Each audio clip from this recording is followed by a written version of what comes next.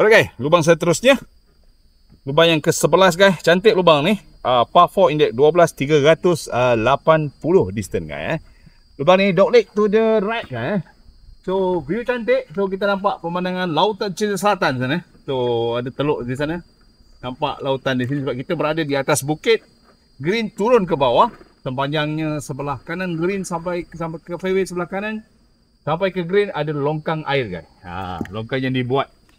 Jadi saya sepak je bola ni untuk sampai lebih kurang 2-3, 2-2 sebelum masuk ke bunker depan ni. Target saya adalah 2 biji bunker di depan.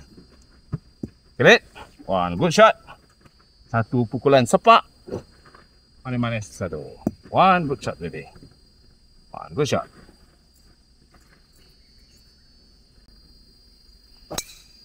Kau tepak tu lah kau. Jangan masuk bunker. Okey. Lebih kuat pula. Tak nampak tu? Nampak ada good. Kalau guys, saya di tengah fairway. Sebelah sana kita tibok dari sebelah atas. So nampak tak ada longkang yang cantik karakter dia, berbatu-batu berwarna merah Sebelah kanan OB area, hazard line. Sebelah kiri pun sama, hutan juga. Kalau kita main kiri bahaya. So ini bunker yang kita target. Bola saya before bunker. So ada kolam selepas ke bunker tu. Dan nampak green side bunker putih gebu, pin, dan juga ada kolam lagi sebelah green. Inilah dia. Cantik, saya rasa karakter sungai-sungai buatan ini dibuat daripada batu batan berwarna merah. Cantik. Berlingkang lingkup. Best lah. Ini mendatangkan mood dan semangat untuk kita main. Tapi angin kuat guys. Kita tengok apa jadi selepas ini. Alright guys, pukulan kedua, distance lebih kurang 100. Tapi angin tersangat kuat dari lautan. Saya pakai pitching guys, main extra club. Saya belasah ya extra club saya, pitching. Saya harap dapat sampai dengan baik untuk melawan angin guys. Come on, one good shot. Mana-mana satu.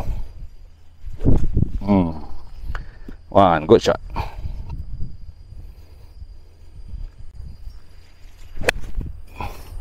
Come on baby, pin high baby. Caller. Tengok tu angin. Pitching pun tak sampai. Lihat kan pemandangan daripada green ke fairway. Tengok candu nak chip tu. Sebelah kiri ada satu bunker kecil bawah ni guys. Green uphill slope. Bunker gebu putih sebelah belakang ni. Cantik sebenarnya. So bola saya on, jatuh di caller tadi. Sedikit saja. Masih lagi uphill putt. Kita try sebelah kanan ada bunker. Green luas sebenarnya. Kita tengok apakah nasib saya di lubang ini. Dapatkan birdie try berikutnya. Alright guys. Birdie putt yang bukan senang uphill. Saya firm je. Naikkan dia. Saya harap nampak tu slip dia kuat ke mana kita nak pergi ni? Air sana, bukit sana. Macam ke sana je kan? Belum. Alright, saya try putt uphill. Saya harap dapat putt dengan baik. Kalau birdie kan manis kan.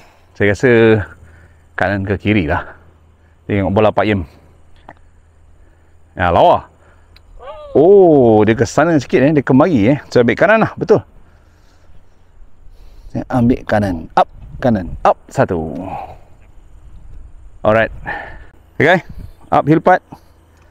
Putt for birdie. Dapat parking pun alhamdulillah. Alright, macam tu. One good putt. Ya. Aduh, hai. Okay lah guys. Pas saja.